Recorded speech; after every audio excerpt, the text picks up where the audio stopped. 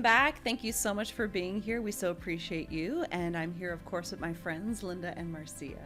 And today we are going to be talking about stop calling it busy. It's burnout. Ooh. So yeah, ooh. hot topic. One that I know probably a little bit too much about. But burnout doesn't happen because you're not strong enough. It happens because you've been strong for too long without the right structure. I like to say it happens because you've been strong for too long and not being a human being, right? Like you haven't acted like a human being, right? So we know that, when it comes to burnout, it doesn't always look like you're falling apart. And I want to really stress that because I've gone through seasons in my life where I have been full on burnt out, but I have looked really good on the outside. Mm-hmm. So I think it's something that we just don't really, we think about burnout as you are manically depressed, you are absolutely at your wit's end, you are exhausted, completely just out of commission. Yeah. And it's not always like that. There is other forms of burnout that we really don't talk about. We talk about quiet quitting in the corporate world. So there is a lot of different variants of burnout that we have to really speak to. And for high performing women, we know that it looks like still showing up, getting results, handling everything with a smile on your face, of course, yes. Right? So feeling quietly exhausted, disconnected, stretched, way too thin. Mm-hmm. And, I have been through burnout twice in my corporate career, once back in 2012 and once in 2017. I remember full on, we were at a artistic training. I remember it clearly. I was in the back room and so we had ordered these, we call them kind of pack kits for our artistic team. And I had miscounted 2 or 3 of the artists that were going to be there for some reason or whatever. And I remember I was working with somebody, they were all in a back room. And I remember the look on her face when she said to me, she was like, Rachelle, we don't have enough. And I had ordered these kits from Paris. They were from France. They cost us an arm and a leg to have them imported and shipped to Canada, then shipped to Vancouver, as you can imagine. So I remember her looking at me, and that is when I had a full-on panic attack, full-on breakdown, did not know what to do with myself. And I remember never having experienced that feeling ever in my life. The fear of both extreme stress and panic and being absolutely scared shitless. Like I've never experienced that before. I haven't experienced it since because I've learned from then.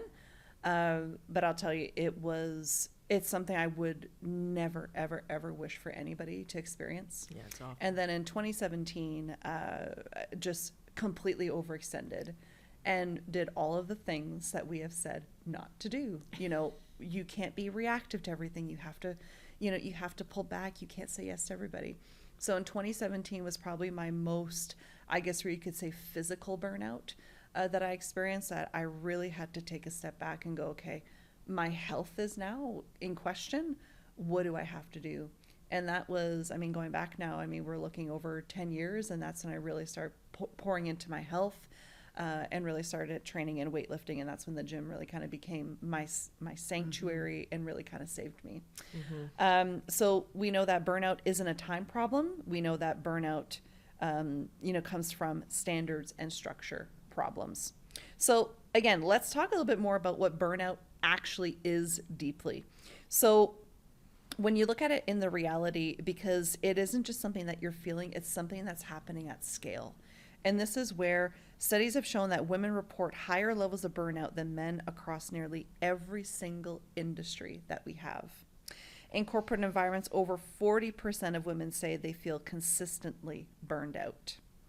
And high-performing women in leadership roles are often more impacted, as we know, due to the performance of pressure, expectations, and the emotional load. So if you're feeling this, please know you're not alone. I've experienced it twice in my career. And that doesn't mean that we need to normalize it. Mm-hmm. So again, I feel burnout, we talk about it, but we really don't talk about it at length, in my personal opinion. Yeah. Yeah. So when it comes to burnout, have you ladies experienced this? Yeah. You know, do you have any personal stories you I feel can comfortable remember, sharing? yeah, for sure. I was vice president. I was having a staff meeting. They were all in my office, and we were having to make some decisions. And, you know, typically I'm the person that's a very strong decision maker. I make them quickly. And the meeting ended. They left the office, and I burst into tears. And I did not know how to make a decision. I was literally frozen. And I picked up the phone, called my doctor, went to see my doctor. And then we got me back on track. So I can remember that being terrible. I can just remember moments when I had pressure because sales were down or I'd been traveling. I mean, at my height, I was doing 57 flights a year. You know, I was always super elite 100 with Air Canada. And I just kept burning out. But I didn't so I had to physically put in some boundaries. So if I'd been traveling, and in my business at the time, we did a lot of events on the weekend, right? Yes. So I would work there in the fall when there were retreat season. I could go 8 weeks without a day off. Oh yeah, Like, easily. Not even an issue. I would do that. Yep. But then I started to learn that, oh no, if I had to work on that weekend, if I felt it, sometimes I didn't, but I would take that day off the next day and just literally recoup and get my strength back. Yeah. So it is real, and I think we don't talk about it enough, and I think there's judgment when people come to you and say, I'm burnt out, I'm struggling, and our comment is, well, why can't they handle more? Yeah. You know, I did this, and I had kids, and I did this, and I don't think we understand it till you go through it, but the people that are able to do that, it's because they've probably been through it before. Yeah, And absolutely. understand it. Yeah, empathetic for sure. Yeah. Marcia? I was brought up with such and most women are, that when you commit to something, it's that sense of responsibility, and you show up no matter how you're feeling. Right. So Fake it till you make it. Fake it Fake until it you till you make it. But even my mother, I watched her, and she just always showed up. I mean, if she made a promise to something or somebody, she was just there. You know, I get that she had to have days where she didn't feel up to it, but she did. So I clearly remember, and thank goodness for even a work colleague who knew me so well. I was going through, you know, what I've talked about before, where I felt my marriage was falling apart, my business wasn't going the way I wanted it to. And a lot of that is because, you know, those are signs that don't take them as failures, take them as, I always saw it as a sign that you need to change something. Why are you running on this treadmill? It's not getting you anywhere. Yep. You know, it's that old expression of, you know, you keep doing the same thing, expecting a different result, and it's not happening. So I didn't label it as burnout because that wasn't a term that was way back in the 80s, I guess. But I can clearly remember, I see myself, of course, I was in charge of the workshops. I was the leader, and we had, you know, 100 people showing up, and I was in charge of it. And so had introduced a speaker, and I knew I was not in a good spot. Yeah. But hold it together, you know, keep the smile on your face, put your lipstick on, and look cute. And my friend said to me, Marcia, go home. We will take care of this. Just about brings me to tears now. It was just such a gift to me. Yeah. Because I realized I didn't have to do it all myself. That's right. And somebody that cared about me recognized that I was in trouble. Yeah. And that was, I think that was the time where it's like, okay, I had to really sit back and decide what were my priorities, what was I doing, where was I going, and was all of this worth it? Yeah. You know, we've talked about that before. What is the price you were willing to pay? That's it. And our mental health is not that. Yep.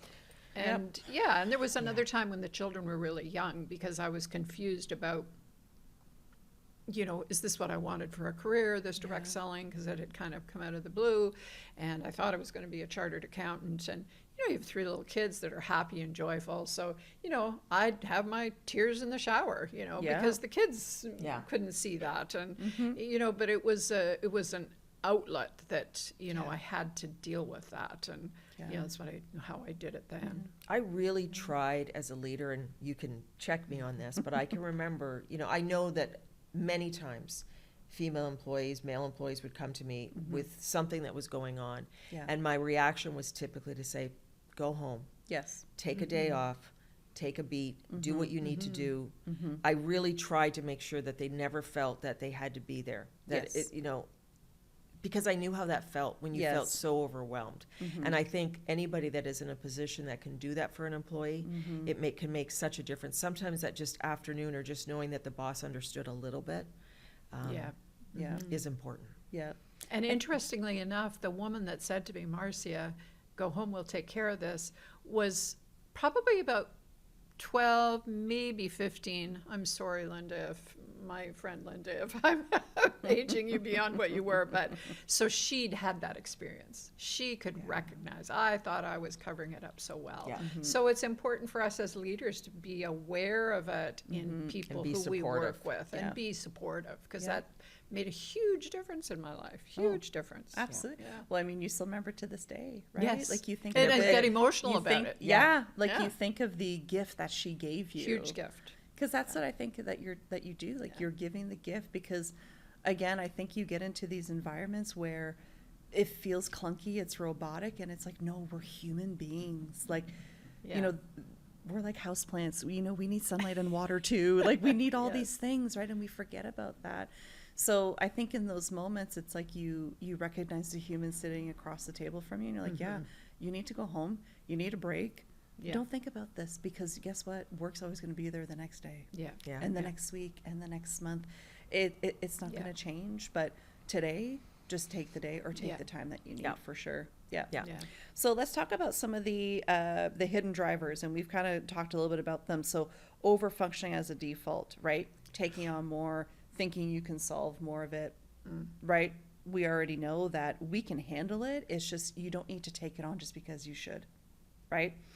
Number two, lack of clear standards. And again, we see this over and over. There's no defined work hours. There's no boundaries, right? There's no structure around your time. So everything feels urgent. Or as I like to say, everything feels like it's on fire, right? It's like that meme of the dog sitting in the house with the coffee. This is fine. This is perfectly fine, right? So being in constant reactionary mode, that's going to have an effect on you. Yes. Even after 5 o'clock, right? It's going to have an effect on you. And that is cumulative over a period of time. So again, when everything is important, nothing is protected. And then I like that line, Rachelle. Say Yeah. that again. when everything is important, nothing is protected. Wow. Yeah. Yeah. Yeah. That's good. Nothing's protected at that point. Number three, emotional responsibility for everyone. We know that many women or many individuals, right, they're carrying team energy, client expectations, family dynamics. Like we're taking all of that into work, right? And trying to manage how everyone feels, and that's exhausting. I want to say it's not your responsibility to manage how somebody else feels. It's your responsibility to manage you and your feelings and how you regulate that. So the other factor of this too is ignoring the early signs, because I truly do believe this. You don't wake up one day just being burnt out and being physically No, you know it's exhausted. coming. No. You Yeah. know it. Yeah. And if you've been through it before, just like how we've all been through it, how we described our experiences, you know it's coming on. Yeah. There's triggers, right? So we know that some of these feelings can be constant fatigue, the functional freeze. We talk a lot about functional freeze on social media, where literally all you want to do is rot on the couch or in your bed all weekend. And when I say rot, it's just sitting on your bed or laying in bed, laying on your couch, literally just Netflixing, and that's it. Like that is a functional freeze. Coming home, again, watching TV for hours, scrolling for hours, and just repeating the same behavior week after week after week, but complaining, you have no time to do anything else. Of course, we know irritability, short attention spans, unpredictable moods to extremes, trouble focusing, anxiety, panic. So the Sunday scaries, we know that's a real thing. Oh, I used to Right? hate Sunday nights. Yeah, Oh, the I love dread. Sunday nights now that I'm interesting. retired. Yeah, the dread of the next Oh, I day. hated Sunday nights. Yeah, the dread of the next day, right? And then again, there's also the lack of patience, the isolation, depressive states, and then of course it doesn't go without being said, substance abuse or even dependency. So if you're drinking a glass of wine every night, that's not really normal behavior. If that's how you're coping or managing, right, with everything. If you're buying a box wine every week and that's what you're doing, right? Well, that's a whole other discussion. That's a whole other thing. But, having the occasional drink, of course, that's fine. But if you're literally medicating yourself with it, Yeah. you got to look at that. So pushing through we know is not resilience. You're just being avoidant at the end of the day. And based off new research, the effects of burnout can now last between 3 to 5 years. Totally believe it. Wow. Yeah. I It did not is- know it was that long. Yeah, it's residual. I thought that was how you recovered from childbirth, but I didn't No. know it was burnout. Yeah, but it's residual now. And Wow. that's why there's so many organizations that are really amplifying their EAP, so employee assistance program, for this, because it's awful. Like it's just it's awful. I what's can happening relate people. to the 3 to 5 years. There was a, Wow. just pre-COVID, Mm-hmm. probably pre-COVID, I had a really bad cold, and I went to the walk-in clinic, and they took my blood pressure, and it was 220 over 180. Doctor wouldn't let me leave. He said, you're going to stroke out. But I was in a pure burnout. Right. You know, we were in a tough position at work. It was a lot of stress. Now all of a sudden you've got COVID. We're trying to operate, you know, a business that relies on seeing people, and my stress levels were through the roof. And it was at least a 3 to 5 year period that I was in a complete burnout. Uber Eats became my best friend. I was I was 80 pounds heavier than I am now. And I know that you're absolutely right. And it can extend, and it just gets very, very difficult. Yep. And then all of a sudden I had to wake up and go, I either take care of myself or I was going to stroke out. Yep. And I think, you know, for women, you know, to your point, if you are coming home every night having a glass of wine or two, and it turns into whatever, if that's your way to cope, you already know you're in that burnout phase. That's and you've it. got to figure it out. Or Yeah. food. Yeah. Food. It can Food be. can be, yeah. Food is the Yeah. comfort. I was brought up Yeah. that, you know, and my parents were wonderful parents, but it was the generation where it wasn't easy for them to say I love you, but the food was the way they showed Yeah. love. And, you know, so then I took that on as a comfort thing too. So I was Absolutely. totally on some sort of a diet Well, I or mean, whatever. cannabis is So, the same too. Yes. Yeah. Shopping. Yeah. Online shopping. Yeah. But you know, when I've had several carts on the go. when I hear this, you know, and you talking about that, no wonder women are leaving the workforce, like we talked in our last podcast. Like Yeah. now there we are again. That's Women are it. going, we don't want this. Yeah. This Yep. is not healthy for It's not us. healthy. Yeah, that's just it. So let's talk about some strategies, because I know we have some listeners who really want to know what to do. How can you prevent it or even recover? How can you start that process? So one, and this probably goes without saying, but stop rewarding, you know, your overextension, right? Stop rewarding yourself. Your bad behavior. That's right. That's it. Just because you can push harder doesn't mean that you should or that you need to in many cases, right? So it's really knowing your limits and playing within it, if you will. That's it. Number 2, so build some non-negotiable recovery time. Again, we talk a lot about non-negotiables, but build in that recovery time. And I don't think a lot of people, and not that I want to relate having a corporate job to an Olympic sport, that's not what I'm trying to say, but you are going for 40 hours a week doing one focus on one thing. You need time to recover. Your brain needs time to recover. And you're probably working in different environments with different people with different energy. You need to recover from that. You really do.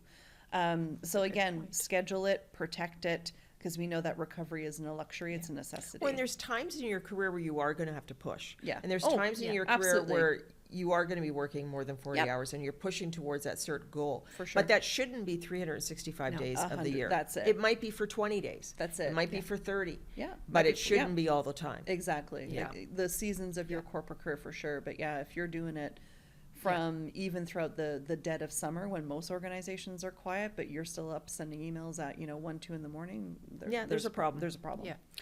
Yeah. So number 3, redefine what productivity means to you.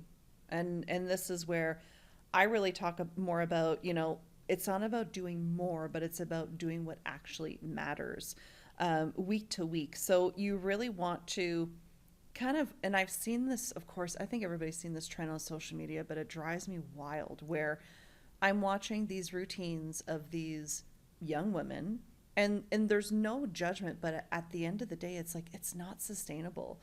You're waking up at 3:45 in the morning to go to the gym to get 20,000 steps in, to do the lunch, to do the things that, like, what is happening? Like, I'm all about a routine, and if that's how it lands for you and how you have to work it, that's one thing.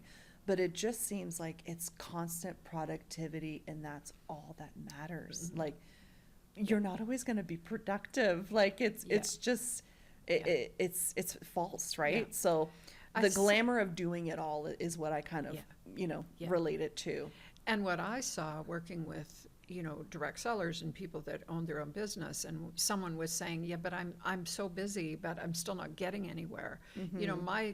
My discussion always with them, but are you doing the right things? That's it. So a lot of people like to keep busy, Yeah. and it's the busyness, Yep. but it's not taking them anywhere. So That's it's it. like, stand back, redefine, what are you actually doing, or what are you avoiding doing? Usually the reason we're Yeah. not getting where we're going is because we're not willing to do the work that's going to get us there. That's So it. it has to be a whole sort of introspection of, Yeah, absolutely. what are we doing Yeah. with our time? And set clear access points, right? Who has access to you, right? When and how. That's always, I think when you're always on, that's just going to lead to absolute burnout, absolutely. And then the second last one I have is learn to close the loop daily. So work is never going to be finished, right? We know that, but end the day with the intention of what did I get done and what's going to matter tomorrow. I always had a tomorrow list. I think many of us did because the organization we worked in, but I call it the tomorrow list. But that's why I talk about the boundaries. Yeah. How you set your day up. I mean, if that first hour of the day is to start the day right, and the last hour of the day is to wrap the day. That's So it. you make sure that you get what you absolutely needed to get done that day. Yep. But it's interesting that the theme is about boundaries. Yeah, The Yes. boundaries will prevent the burnout. that's it. And you can recover. The brain has to recover. Yeah. Yep. And talking about ending the day and getting the important things done, it was called the list of 6 most important things. And so you always had to look at your day, and in my business, I had to be making money. So I would write down 6 things, and you're going to find that you have 25 things on your list, but you have to pick the 6 most important That's things. it. And in my case, as a business owner, it was I had to be bringing money in. So all my money creating activities were done first things. Those are the first 6 things that had to be crossed off the list. Yep.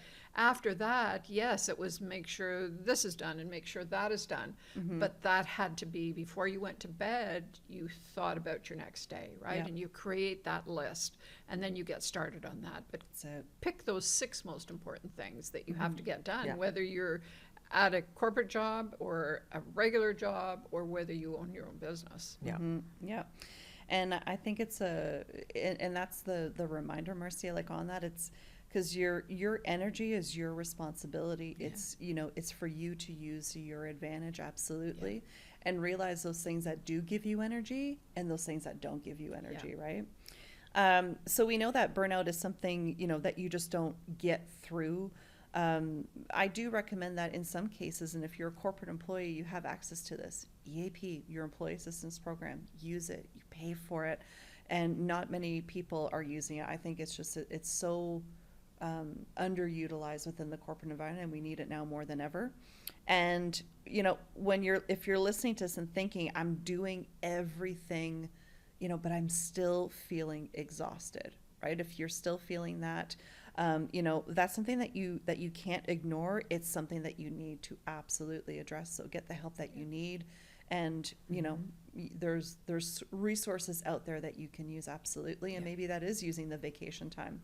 I think there's another statistic where 60% of the current workforce does not use their full vacation that they're allotted. Oh, that drove me crazy. It's insane. I